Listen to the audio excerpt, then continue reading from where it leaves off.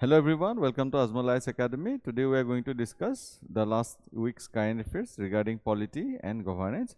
I have come out with some important topics of the last week, which will include some removal of the judges. Then we will discuss enforcement directorate and some other important schemes which are related with SC community scholarship. Okay, so let's deep dive into the topics.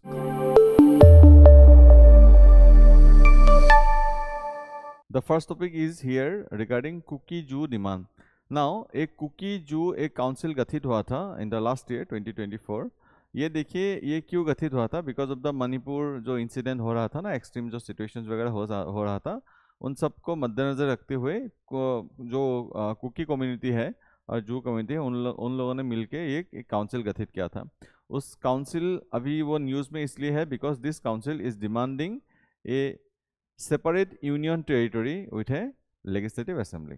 ठीक है, देखिए मणिपुर में तो already एक legislative assembly है ही, लेकिन they are demanding a separate union territory with a legislative assembly. अभी वही न्यूज़ है, इसीलिए ये एक्चुअली हम लोगों को पढ़ना पड़ेगा. ठीक है, कि कोर इश्यूज क्या क्या है वो सब हम लोग देख लेते हैं. ठीक है, कॉन्स्टिट्यूशनल मैकेनिज्म अभी देखिए इसको थोड़ा डीप डाइव करते हैं. लीगल मैटर्स क्या क्या है, कॉन्स्टिट्यूशनल एंगल क्या है. आर्टिकल 3 के अंदर आप लोगों ने पढ़ा ही होगा, आर्टिकल 1 2 3 4 है ना. आर्टिकल 3 के अंदर यूटी गठित करना या स्टेट नया क्रिएट करना, ठीक है, बाउंड्री चेंज करना, एक स्टेट को डिवाइड करके दो स्टेट बनाना, दो स्टेट को मिला के, मतलब to read the political map of India, it is vested with the hands of parliament. ये आर्टिकल 3 पार्लियामेंट को क्या कर देता है, पावर देता है. अभी ये जो प्रोसेस है उसमें क्या है, जो स्टेट लेजिस्लेटिव असेंबली है वो इनिशिएट करता है प्रोसेस, उसके बाद प्रेसिडेंट के पास जाता है. प्रेसिडेंट उस प्रोसेस को एक्सेप्ट कर भी सकता है, नहीं भी कर सकता है, या तो ऐसा भी हो सकता है कि प्रेसिडेंट विल रेफर ये suggestion for suggestion to the state legislative assembly कि आपका व्यू पॉइंट क्या है, हमें बताइए, we want to create a separate UT और सेपरेट स्टेट. उसके बाद जो स्टेट लेजिस्लेटिव असेंबली है वो उसको व्यू देगा प्रेसिडेंट को. उसके बाद प्रेसिडेंट उस व्यू को मान भी सकता है, नहीं भी मान सकता है. ठीक है, it is completely depends on the president. उसके बाद वो बिल टेबल किया जाएगा पार्लियामेंट में, उसके बाद सिंपल मेजोरिटी से वो पास हो जाएगा. सिंपल मेजोरिटी से पास होने के लिए ये कौन सा आर्टिकल आपको बताता है, आर्टिकल 4 बताता है. आर्टिकल 4 ये पार्लियामेंट को पावर देता है कि इस तरह का जो एक्शन है, इस तरह का एक्शन लेने के लिए, इस तरह का बिल को पास करने के लिए you just need what, simple majority. It will not be considered as a constitutional amendment act under article 368. ठीक है, तो अभी पूरा सेंट्रल गवर्नमेंट के ऊपर ही ये पूरा पावर है. ठीक है, कि एक सेपरेट यूटी यूनियन टेरिटरी बनाया जाए कि नहीं जाए, उसमें लेजिस्लेटिव असेंबली डाला जाए कि नहीं दिया जाए. ठीक है, वो सब पूरा किसके पास है, पार्लियामेंट के ऊपर ही पूरा पावर है. ठीक है, यही है मोटा मोटा पूरा टॉपिक यही था. ठीक है, इसमें थोड़ा की टर्म्स हम लोग देख लेते हैं. एक है सस्पेंशन ऑफ ऑपरेशन पैक्ट, ये क्या था. उसके बाद आर्टिकल 371C क्या है, ये दोनों भी मैं दिखा देता हूँ आप लोग को. ये actually it was kind of a piece agreement. ये किसके साथ था, it is a tree party agreement. इसमें कौन कौन था, सेंट्रल गवर्नमेंट था, मणिपुर गवर्नमेंट तो था ही, उसके बाद जो कुकी इंसर्जेंट ग्रुप्स है वो सब था. ये इस पीस एग्रीमेंट के बाद क्या हुआ था, डील क्या हुआ था कि जो कैडर्स है, मतलब इंसर्जेंट ग्रुप्स का जो कैडर्स है, वो सब क्या रहेंगे, अपने जो डेजिग्नेटेड कैंप्स है वहीं पे रहेंगे. And weapons must be locked away. ठीक है, मतलब वेपन्स को लॉक कर दिया जाएगा, उन लोगों को वेपन इंडिविजुअली नहीं दिया जाएगा. और जो कैडर्स है, जो इंसर्जेंट जो कैडर्स है, वो सब अपने डेजिग्नेटेड कैंप्स में ही रहेंगे. इसमें सरेंडर का बात नहीं है directly, but it was almost a peace process.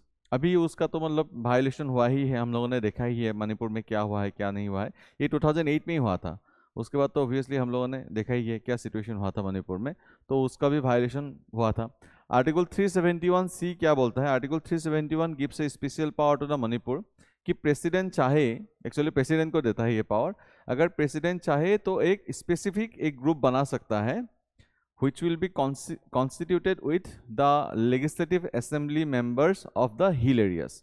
मतलब एमएलएस जो हिल एरिया से आते हैं उन सबको लेके एक स्पेशल कमिटी या कमीशन गठित किया जा सकता है. वो कौन गठित कर सकता है, प्रेसिडेंट कर सकता है. लेकिन अभी देखिए जो हिल एरिया के जो ट्राइबल्स है, अभी मणिपुर का आप लोगों को स्ट्रक्चर पता ही होगा. Manipur is in a very bowl shape, stadium shape state.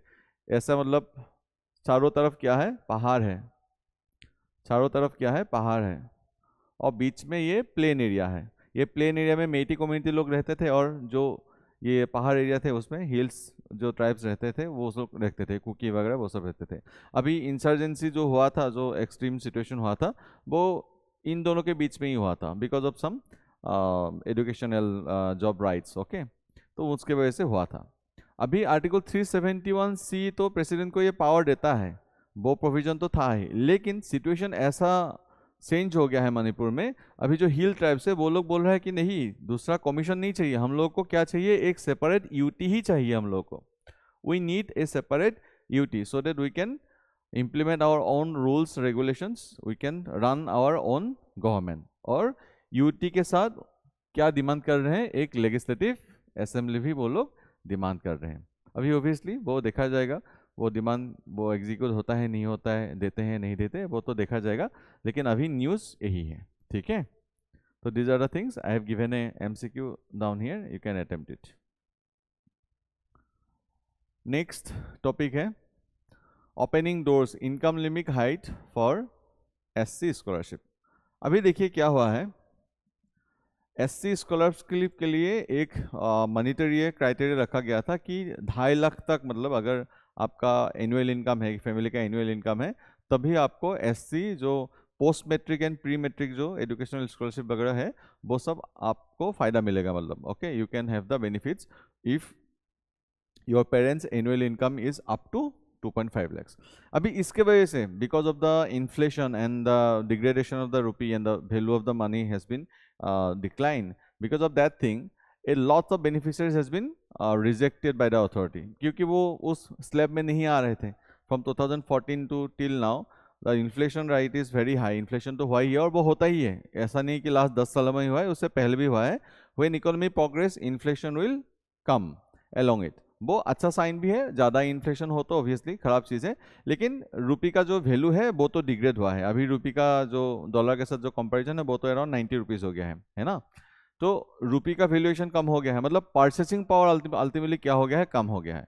अभी 2014 में 2.5 लाख रुपया, आज का 2.5 लाख रुपया में बहुत अंतर है ना, because the purchasing power has decline. तो इसी वजह से क्या हुआ है, जो पहले बेनिफिशियरीज था अराउंड 51 लैक्स 2014 में, वो घट के कितना हो गया है, 47 लाख हो गया है। तो इसी को रिजोल्व करने के लिए, ठीक है, गवर्नमेंट एक स्कीम लेके आया है, एससी स्कॉलरशिप स्कीम। उससे क्या किया है, जो पहले 2.5 लाख था, जो मतलब क्राइटेरिया था, उसको हटा के उसको मतलब बढ़ा के कितना कर दिया गया है, 4.5 लाख कर दिया गया है। तो इससे क्या होगा, beneficiaries will be included and the needed persons will get the required scholarship. इससे क्या होगा, देखिए, जो नीडेड लोग हैं, मतलब जो एससी कम्युनिटी के, जो बैकवर्ड कम्युनिटीज़ के जो लोग हैं और जो जिसका फाइनेंशियल बहुत इशू है, उन सबको स्कॉलरशिप मिल जाएगा। और स्कॉलरशिप मिलने की वजह से they can pursue for the higher education. Higher education अगर होगा तो obviously they will be skill, है ना, they will be educated, human capital formation होगा, और जो डेमोग्राफिक डिविडेंड हम लोग एक्सपेक्ट कर रहे हैं वो उसको हम लोग मीट कर पाएंगे। We can become a developed nation by 2047।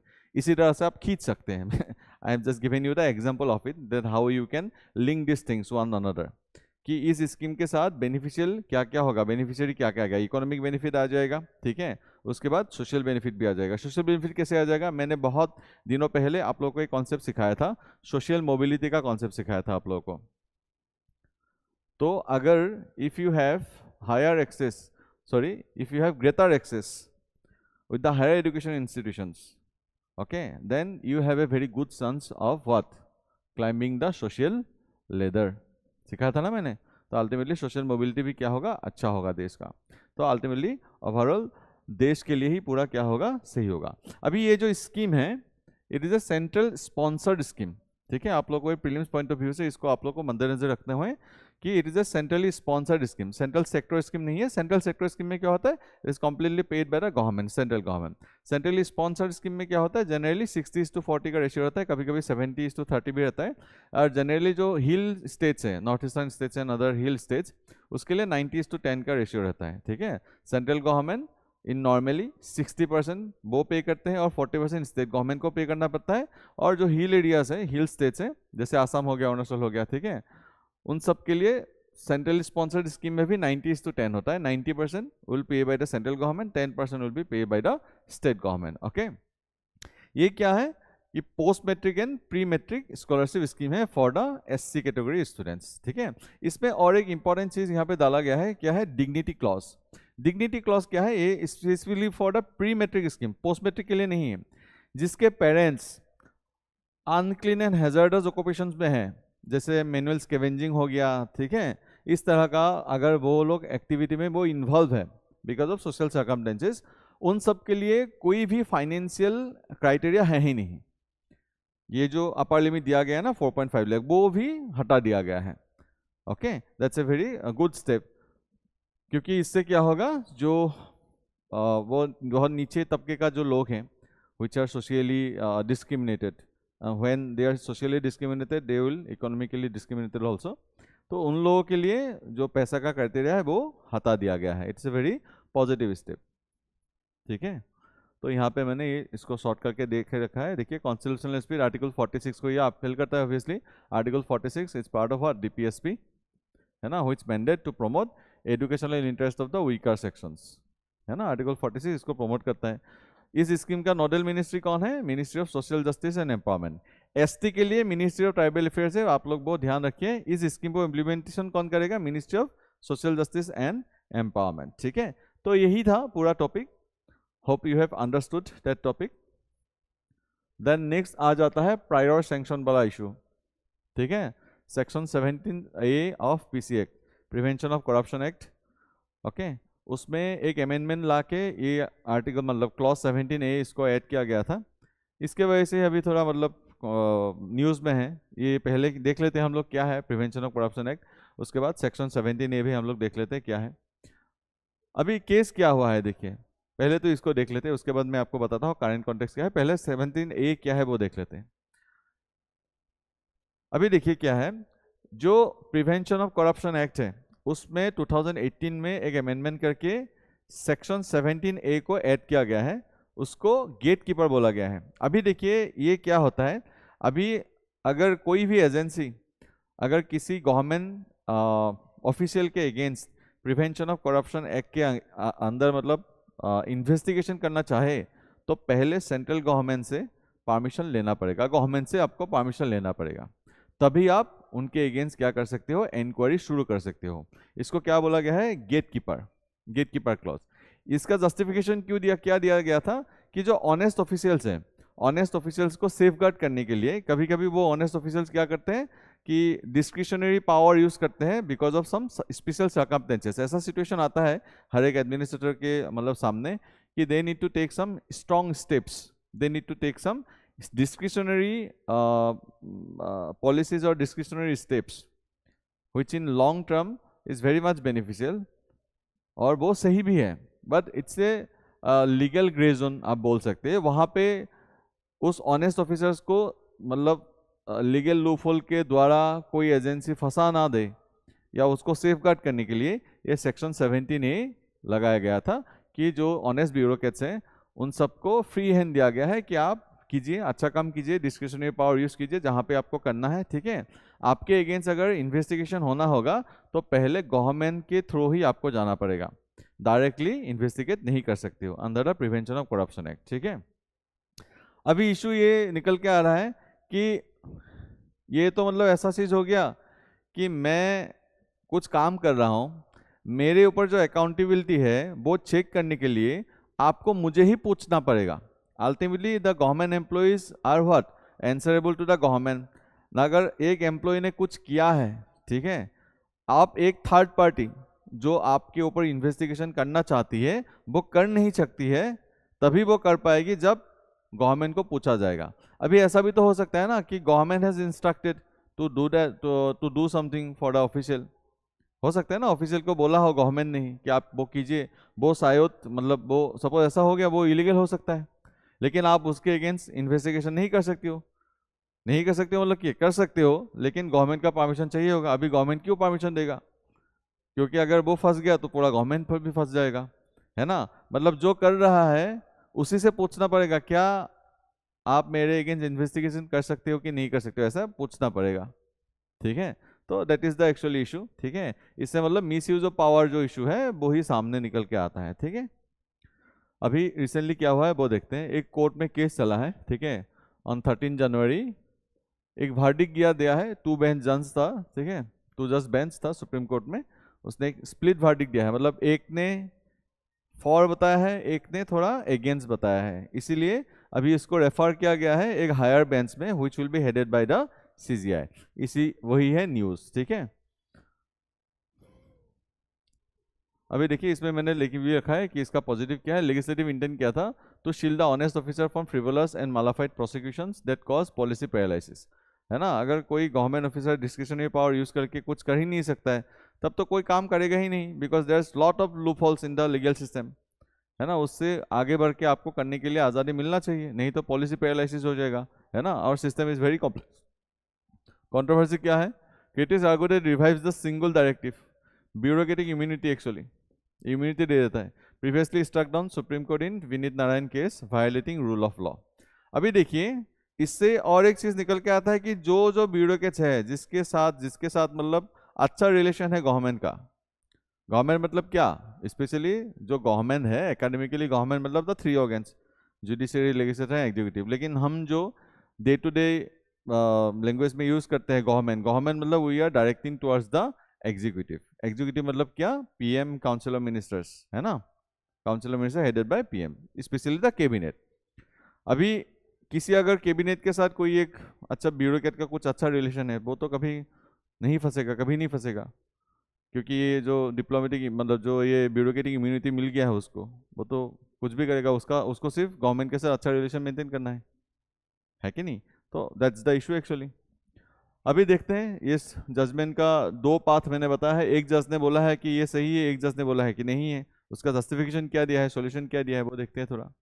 Justice बीबी नागारत्नम ने क्या बोला है, देखिए उसने बोला है कि स्ट्राइक डाउन कर दो इसको, ये सही नहीं है, ठीक है, declare section 17A as unconstitutional. Reasoning क्या दिया है, imperceptible barrier to investigation giving executive the power to screen inquiries against itself violates the principle of nemo judex in causa suna, मतलब no one should be judged in their own cause। वही है ना कि government ने कुछ किया है, government के अगेंस्ट ही क्या करना है, इन्वेस्टिगेशन करना है, लेकिन आपको गवर्नमेंट से ही परमिशन लेना पड़ेगा, क्या मैं इन्वेस्टिगेट कर सकता हूं, मतलब यू आर जज of your own case, it's violets what, rule of law, it's a clear case of conflict of interest, है कि नहीं। तो इसलिए बोला कि इस सेक्शन को क्या कर देना चाहिए, हटा देना चाहिए, ठीक है। हाँ, the section should be scrapped to ensure independence of the probe agencies, ठीक है। उसके बाद जिन्होंने फेवर किया है, जिन्होंने बताया है कि नहीं स्ट्राइक डाउन नहीं करना चाहिए लेकिन इसका सॉल्यूशन निकालना चाहिए, uphold A modification of the provision, उन्होंने नहीं बोला है कि इसको रखो, उन्होंने बोला है कि थोड़ा मॉडिफिकेशन करो, ठीक है। उन्होंने बहुत बढ़िया एक मतलब आंसर दिया है इसका कि मॉडिफिकेशन ऐसे करो कि गवर्नमेंट का परमिशन नहीं, लोकपाल का परमिशन आप मांगो। पहले ये सेक्शन 17A में क्या होता है कि जो एजेंसीज हैं उनको उन सबका इन्वेस्टिगेट शुरू करने के लिए गवर्नमेंट का परमिशन चाहिए होता है। अभी ये सॉल्यूशन दे रहे हैं कि गवर्नमेंट से पूछने वाला जो क्लॉज है उसको हटा के गवर्नमेंट की जगह लोकपाल को रख दो, कि इन्वेस्टिगेट करने से पहले आपको लोकपाल से पूछना पड़ेगा। तो एक थर्ड पार्टी एजेंसी आ गया, जो कॉन्फ्लिक्ट ऑफ इंटरेस्ट वाला जो इशू था, रूल ऑफ लॉ वाला जो इशू था, वो भी डाइल्यूट हो गया। इसको सेकेंड ARC ने भी एक्चुअली प्रमोट किया था कि इसको आप लोकपाल बनाओ, गवर्नमेंट नहीं बनाओ, क्योंकि नहीं तो ये इशू आ जाएगा कि मेरा ही केस मुझे ही देखना है ना, वो इशू आ जाएगा। रीजनिंग क्या दिया है देखिए कि टोटल रिमूवल करने से क्या होगा, पॉलिसी पैरालिसिस हो जाएगा। ऐसे ही ऑनेस्ट ऑफिसर्स को क्या किया जा सकता है, हैरेसमेंट किया जा सकता है, क्योंकि हम लोग ऐसा भी बहुत न्यूज़ेस सुनते हैं कि जो इन्वेस्टिगेटिंग एजेंसीज है वो सब भी तो करप्शन करते हैं, मतलब एलिगेशंस है, मैं नहीं बोल रहा हूँ कि करप्शन करते हैं, देयर आर सम एलिगेशंस कि investigation agencies are also corrupt, है ना। तो ऑनेस्ट ऑफिसर जो है उन सबको तो बचाना पड़ेगा। तो total removal is not the solution, modification is the solution, ठीक है। तो जो गेटकीपर बायस है उनको हटा के इसको किसके पास लेके जाना है, लोकपाल के पास लेके जाना है, गवर्नमेंट को हटा के लोकपाल को लेके आओ, ठीक है। जुडिशियल प्रेसिडेंस मैंने यहाँ पे दिया है, आप लोग देख लीजिए। विनीत नारायण केस में भी सुप्रीम कोर्ट ने क्या बोला है, rule that executive can not foreclose an investigation at the threshold. Subramanian Swamy ने क्या बोला, status can not be basis for exemption from inquiry. Lalita Kumari ने क्या बताया है, mandated immediate FIR registration for cognizable offences which section 17 contradicts by adding a filter. मतलब जो ललिता कुमारी जो है, मतलब उन्होंने क्या बताया था कि जो सेक्शन 17A है वो एक्चुअली कॉन्ट्राडिक्ट करता है विद द एग्जिस्टिंग लॉस, तो इसको इसीलिए हटाना चाहिए। तो ये सब है, यही न्यूज़ में है, थोड़ा आप लोग देख लीजिए। This is important for mains perspective, ठीक है। करप्शन परसेप्शन इंडेक्स में देखिए, अभी इसको आप आर्गुमेंट अगेंस्ट में आप लोग डाल सकते हैं कि नहीं नहीं सेक्शन 17A को हटाना चाहिए, क्योंकि देखिए ऑलरेडी करप्शन परसेप्शन इंडेक्स में हम लोग बहुत पीछे, अराउंड वी है, आवर रैंक इज अराउंड 93, ठीक है। इंस्टीट्यूशनल इंटीग्रिटी भी क्या होता है, कॉम्प्रोमाइज होता है। तो ये सब आप लोग यूज कर सकते हो। वे फॉरवर्ड मैंने बता ही दिया कि सेकेंड ईयर से ने रिकमेंडेशन क्या किया है कि लोकपाल को इंक्लूड करना चाहिए इसमें, ठीक है। तो this is the whole topic. Then international year of cooperatives 2025, इसको किसने अनाउंस किया है, ऑब्वियसली यूएन ने अनाउंस किया है, that international year of cooperatives with the cooperatives build a better world. Goal क्या है, to mobilize global action and highlight how cooperative advance the sustainable development goals by 2030, ठीक है। Cooperatives का जो important है टू अचीव एसडीजी गोल्स, उसको showcase करना है। इंडिया स्टेचर क्या है, इंडिया इज होम, तो ये बहुत इंपॉर्टेंट डाटा है, you can use this data regarding any cooperatives kind of question, you can use this in your mains, PSC mains, ठीक है। Cooperatives can be used as a solution for many economic and societal issues that is present in India, okay। So you need to know the data regarding cooperatives। India में क्या है देखिए, India is home to world's largest cooperative movement with over 8.5 lakh cooperatives covering 98% rural area। मतलब rural development में cooperatives play a very crucial role, ठीक है। जैसे एचजीसीज are directed towards empowerment of the rural women, देखिए उसमें rural women को ही ज़्यादा असर, मतलब ऐसा नहीं है कि वोमेन को ही एम्पावर करता है, लेकिन mostly women are included in एसएचजीज। In cooperative society is the overall development of the rural areas, वो इकोनॉमिक डेवलपमेंट भी करता है और सोशल डेवलपमेंट भी करता है। क्योंकि देखिए कोऑपरेटिव सोसाइटी से क्या होगा, एक कलेक्टिव एक इकोनॉमिक डेवलपमेंट होगा और उस जगह का सोशल डेवलपमेंट भी होगा, एम्प्लॉयमेंट बढ़ेगा, ठीक है। तो इस वजह से क्या होगा, जो इकोनॉमिक अपॉर्चुनिटीज है वो भी सामने आएगा, and the local people can explore those economic opportunities, और उससे क्या होगा, सोशल मोबिलिटी विल इंक्रीज, जो सोशल लीडर है उसमें लोग जा पाएंगे, आगे बढ़ पाएंगे, है ना। ट्रांसफॉर्मिंग पैक्स, अभी क्या क्या लाया गया है, मतलब इंडिया ने क्या क्या मतलब किया है टू स्ट्रेंथन द कोऑपरेटिव्स। अभी देखिए पैक्स क्या है, प्राइमरी एग्रीकल्चर क्रेडिट सोसाइटी, ये क्या है देखिए, these are some of the institution, these are the institution which will provide credits to the cooperatives, ठीक है। जो कोऑपरेटिव्स है उन सबको क्रेडिट प्रोवाइड करते हैं, क्रेडिट मतलब क्या, पैसा प्रोवाइड करते हैं, ठीक है। तो उससे क्या होगा, एक जो कोऑपरेटिव है वो कोऑपरेटिव उस पैसे को यूज़ करके प्रोडक्टिवली यूज़ कर सकते हैं, कि एग्रीकल्चर हो गया, डायरी हो गया, ठीक है, बेल मेटल इंडस्ट्री हो गया, कोई भी इंडस्ट्री, सिल्क इंडस्ट्री हो गया, किसी भी इंडस्ट्री में जहाँ पे भी cooperatives are doing this things, वहाँ पे वो फंडिंग यूज़ करके उसको क्या कर सकते हैं, उसको एनलार्ज कर सकते हैं, उस कोऑपरेटिव्स को एनलार्ज कर सकते हैं, and financial health can be improve, okay. यहाँ पे मैंने दे के रखा है कि पैक्स क्या है, आप लोग एक बार देख लीजिएगा, जो मैंने बताया है वही यहाँ पे दिया है। मॉडल बायलॉज लाया गया है, adopted to allow PACS to undertake 25+ activities, dairy, fishery, storage, इन सब में पैक्स क्या दे सकता है, लोन वगैरह दे सकता है, क्रेडिट वगैरह दे सकता है, ठीक है। Now PACS now operate in Jan Aushadhi केंद्रों, generic medicine, petrol pumps and PM Kisan Samriddhi केंद्रों also.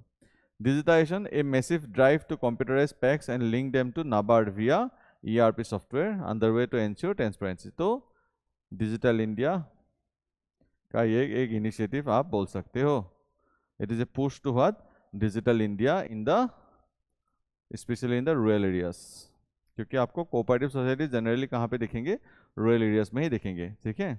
It is a tool for empowerment of the rural areas. 3 new national multi state cooperatives, ठीक है। To fill the gaps in value chain, the government has established 3 new apex bodies. क्या क्या बनाया गया है देखिए, भारतीय बीज सहकारी समिति, ठीक है, इससे क्या होगा, it will be a institution, it is a body which will test the quality of seeds. इसका एक लोगो भी आएगा, क्या होगा, भारत 20। ठीक है, मतलब भारत 20 के लोगों के ऊपर जो सीट्स वगैरह आएगा वो ये माना जाएगा कि इसको टेस्टिंग किया है किसने, भारतीय बीज सहकारी समिति ने उसको टेस्टिंग किया है, and this seeds are good. ठीक है, उसका लोगो मतलब ब्रांड नेम क्या आएगा, भारत बीज नाम के आएगा। ठीक है, national cooperative organization limited, marketing the organic products, तो ऑर्गेनिक प्रोडक्ट्स को मार्केटिंग करने के लिए इस बॉडी को गठित किया गया है, भारत ऑर्गेनिक्स इसका ब्रांड नेम है। ठीक है, और एक्सपोर्ट प्रमोट करने के लिए भी नेशनल कोऑपरेटिव एक्सपोर्ट लिमिटेड को बनाया गया है, तो promote the products exports of the products of the cooperative societies. ठीक है, अदर की रिफॉर्म्स क्या क्या लाया गया है, see these all are important for your mains perspective. Okay, world's largest grain storage plan. अभी देखिए इंडिया में कोल्ड स्टोरेज फैसिलिटीज बहुत कम है। ठीक है, स्टोरेज फैसिलिटीज ही एक्चुअली बहुत कम है, इसलिए we are a country with very high wastage ratio. अभी फाओ जो है उन्होंने एक डाटा रिलीज किया था आई थिंक 2 साल पहले कि in India around 40% of the food produced every year got wasted. हर साल जितना प्रोड्यूस होता है फूड उसका 40% वेस्ट हो जाता है, and one of the major reason of the wastage it is unavailability of the storage. Cold storage हो गया या कोई भी स्टोरेज, नॉर्मल स्टोरेज हो गया, वो नहीं है, अवेलेबिलिटी नहीं है। ठीक है, इसके वजह से वेस्टेज होता है, तो वो भी प्रॉब्लम सोल्व हो जाएगा। White revolution 2.0 aiming for 50% increase in milk procurement over 5 years। Education schedule setting up Tribhuvan Sahkari university, India's first cooperative university to build skilled workforce. ठीक है, innovation launch for Sahkari taxi.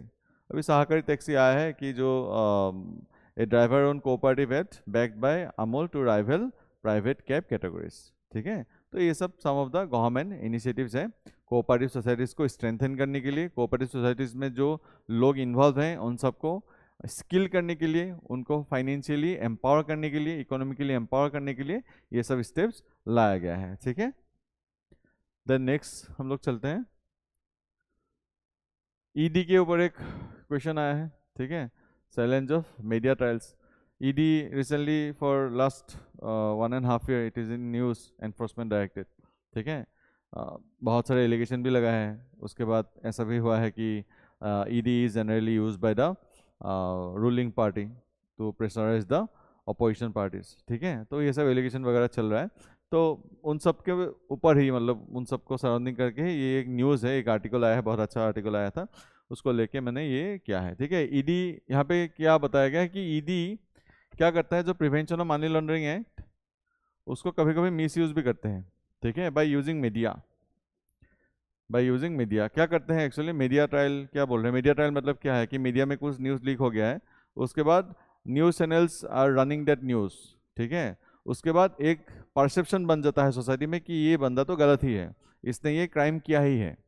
ठीक है, एक परसेप्शन बन जाता है। जब कोर्ट के पास जाता है वो मतलब केस चलता है कोर्ट में, वो केस में शायद मतलब ऐसा हो गया कि मतलब नहीं वो मीडिया ट्रायल सही नहीं था, फिर भी उसका इमेज तो मतलब खराब ही हो गया है because of the media trial, क्योंकि कोर्ट केस में क्या आया क्या नहीं आया वो भी तो मीडिया ही दिखाएगा, वो मीडिया कम दिखाता है।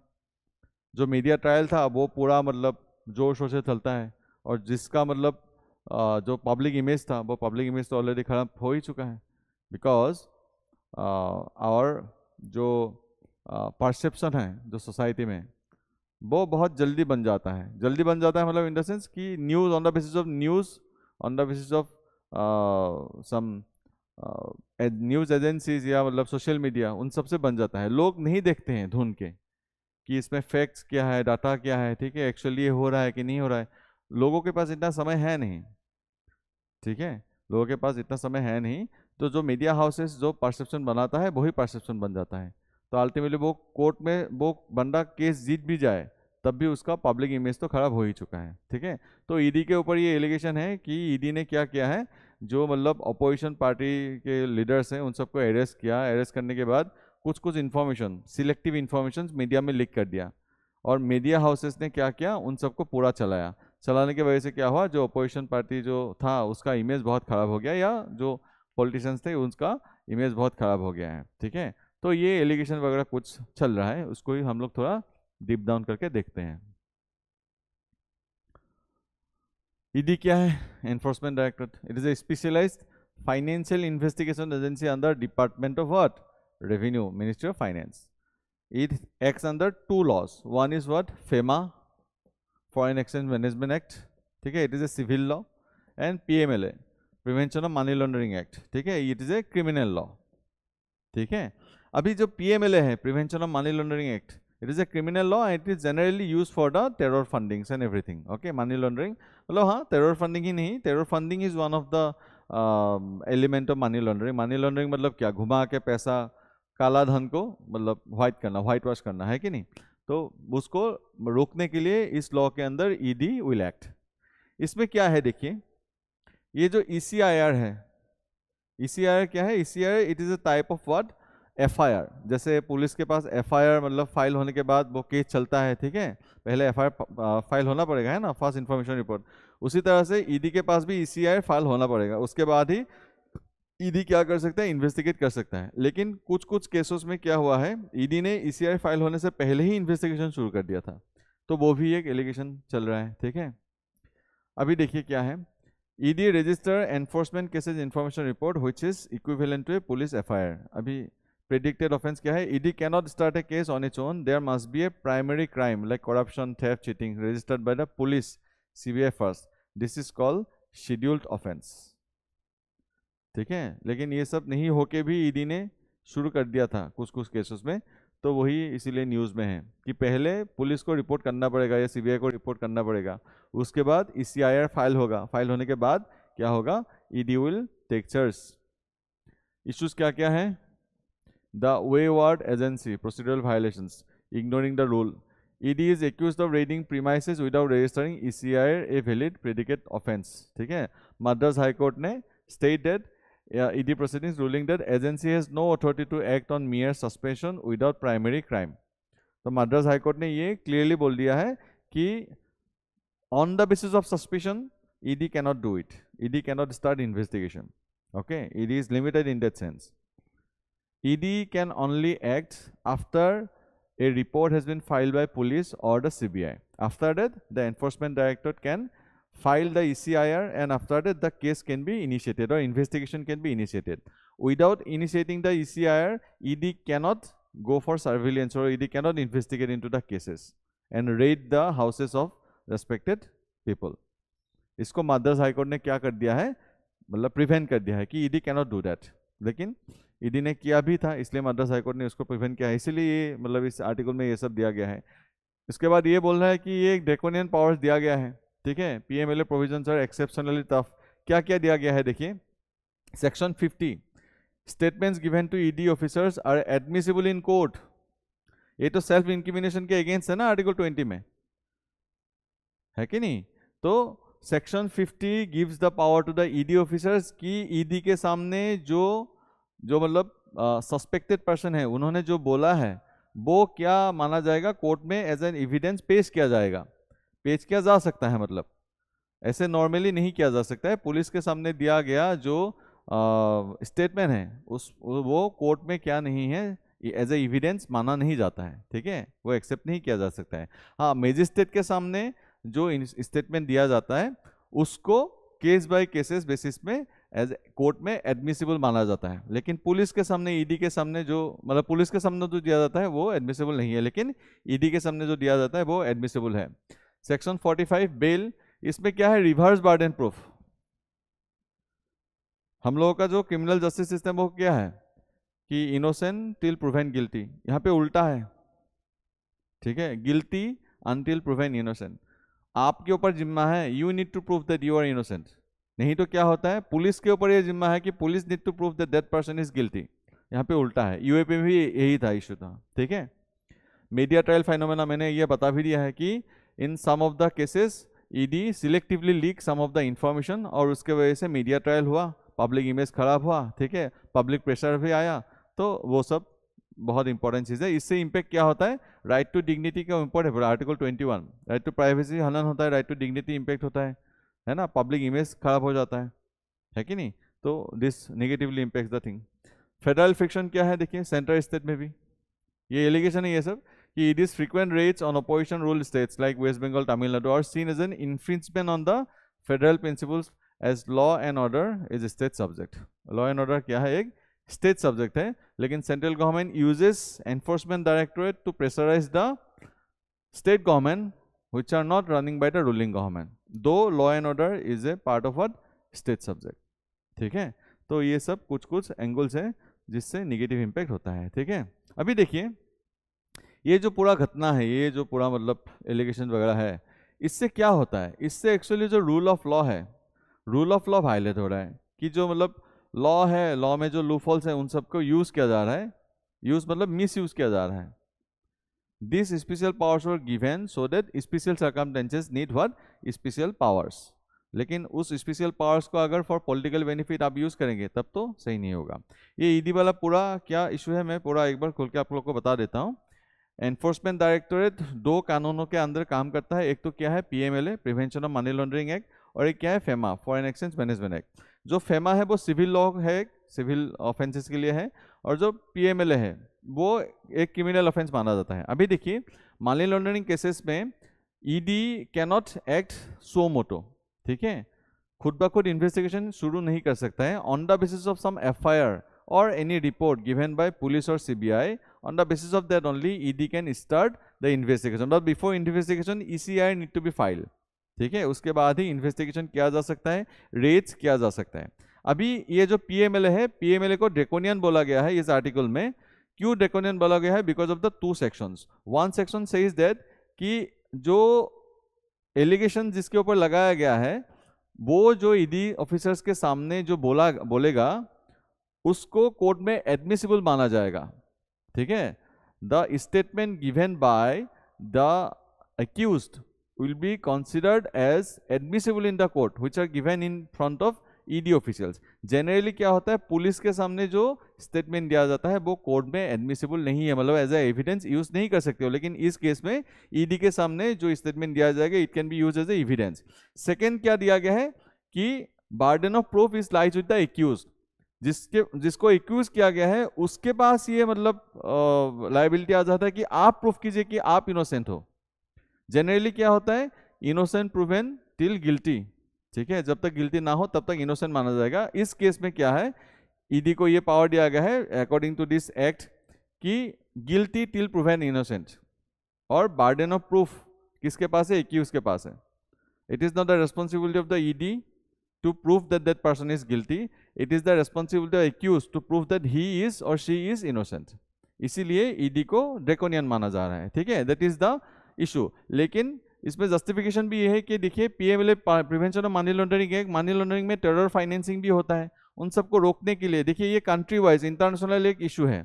इन सबको रोकने के लिए you need some kind of special powers and special powers needs special responsibilities. लेकिन स्पेशल रेस्पॉन्सिबिलिटी ना होके it is using as a what loophole for the political benefits.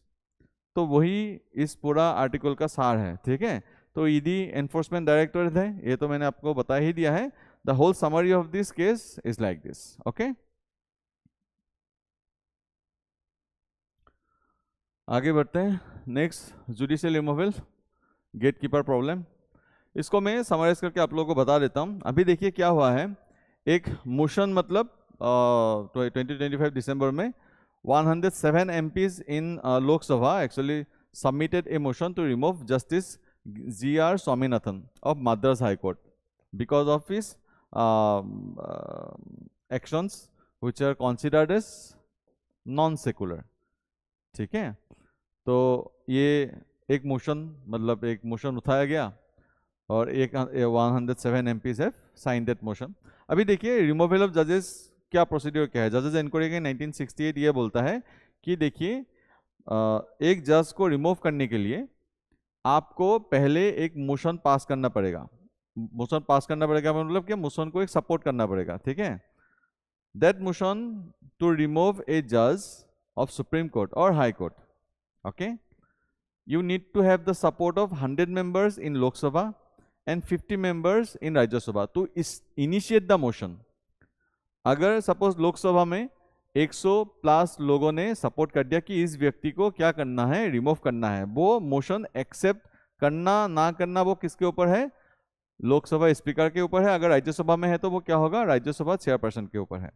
मतलब लोगों ने तो सपोर्ट कर दिया, लेकिन फिर भी डिस्क्रिशनरी पावर किसके पास है, स्पीकर के पास है। इसी को यहाँ पे क्या बोला गया है, गेट कीपर प्रॉब्लम।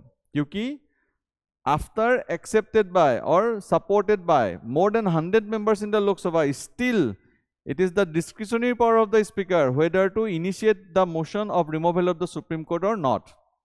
ठीक है, अगर देखिए ऑपोजिशन ने ये उठाया है और जो रूलिंग गवर्नमेंट है उनको नहीं लगता है कि उस जज को निकालना चाहिए, ठीक है, तब वो स्पीकर क्या करेंगे, उस मोशन को खारिज कर सकते हैं उसी में। That is a discretionary power given to the speaker as well as in Rajya Sabha it is discretionary power given to the chairperson. ठीक है, वही इशू है, वही दिखाता है, मतलब क्या है क्या नहीं है, वही पूरा आर्टिकल है। एक बार मैं दिखा देता हूं क्या है। Constitutional basis removal for judges, it is given in what? The procedure is given in the Judges Inquiry Act of 1968। अभी देखिए impeachment जो शब्द है इसका इस्तेमाल सब प्रेसिडेंट के लिए होता है। बाकी जो भी लोग हैं जैसे सुप्रीम कोर्ट जजेस हो गया, हाई कोर्ट जजेस हो गया, चीफ इलेक्शन कमिश्नर हो गया, ठीक है, जो भी है उन सब के लिए रिमूवल शब्द का यूज होता है। Impeachment is only use for what, president. अभी ग्राउंड्स क्या है, ए जजेस can be remove on the ground of proof misbehaviour और इनकेपेसिटी। अभी प्रोसीड्योर क्या था कि एक जजेस को रिमूव करने के लिए लोकसभा में 100+ लोगों का सपोर्ट चाहिए और राज्यसभा में 50+ लोगों का सपोर्ट चाहिए, तब वो मोशन क्या होगा, स्पीकर या चेयरपर्सन क्या कर सकता है, एक्सेप्ट कर सकता है। अगर स्पीकर ने वो एक्सेप्ट कर दिया उसके बाद एक इंक्वायरी कमेटी बैठाया जाएगा। उस इंक्वायरी कमेटी में 3 मेंबर रहते हैं जनरली, सीजीआई या कोई एक नॉमिनेटेड सीनियर मोस्ट जज of the supreme court, 1 chief justice of high court and 1 distinguished juries. उसके बाद अगर उस इंक्वायरी कमेटी ने ये मतलब ये उनको लगा, ये इंक्वायरी करके उनको ये मिला कि हाँ मिसबिहेव तो उन्होंने किया है या इनकेपेबल है, इनकेपेसिटी है, तब वो रिपोर्ट सबमिट करेगा। रिपोर्ट सबमिट करने के बाद स्पेशल मेजोरिटी से दोनों हाउसेस में वो रिमूवल मोशन पास होना पड़ेगा। उसके बाद प्रेसिडेंट के पास जाएगा। प्रेसिडेंट अगर उसको अप्रूव कर देता है तब सुप्रीम कोर्ट जज को रिमूव किया जाएगा। That is the procedure. ठीक है, अभी लेकिन स्पीकर उस रिमूवल प्रोसीड्योर को मानेगा कि नहीं मानेगा, इनिशिएट होने देगा या नहीं देगा, वो तो स्पीकर के डिस्क्रिशनरी पावर के ऊपर है। इसी को क्या बोला जाता है, गेट कीपर। ठीक है, कि मतलब एक जज को रिमूव करने के लिए स्पीकर का मानना बहुत जरूरी है, बिकॉज या राज्यसभा का चेयरपर्सन को मानना बहुत जरूरी है, because they have the what, discretionary powers. ठीक है, तो यही पूरा दिया गया है। आज तक मतलब एक फैक्ट यहाँ पे दिया जाता है कि आज तक कोई भी सुप्रीम कोर्ट जजेस को रिमूव नहीं किया गया है। जस्टिस वी रामास्वामी को इंक्वायरी कमेटी ने उनको गिल्टी माना था, लेकिन the motion was failed in parliament because the ruling party abstain. ठीक है, उसके बाद जस्टिस सुमित्रा सेन 2011 में उसके अगेंस्ट भी मतलब राज्यसभा ने वो मोशन पास कर दिया था, लेकिन लोकसभा में पास नहीं हुआ था। मतलब वो वोटिंग होने से पहले ही उन्होंने क्या कर दिया था, रिजाइन कर दिया था। लेकिन आज तक डायरेक्टली इस प्रोसीड्योर को फॉलो करके किसी भी जज को रिमूव नहीं किया गया है। प्रेसिडेंट को भी, मतलब ऐसे मैं बोल रहा हूँ एडिशनल इन्फॉर्मेशन, प्रेसिडेंट को भी रिमूव नहीं किया गया है आज तक। ठीक है, so these are the topics for this week. Hope you have like this session. Okay, if you have any doubts you can mention this in the comment box, and the PDFs will be given. You can find these PDFs in our social media platforms like Telegram. Okay, thank you.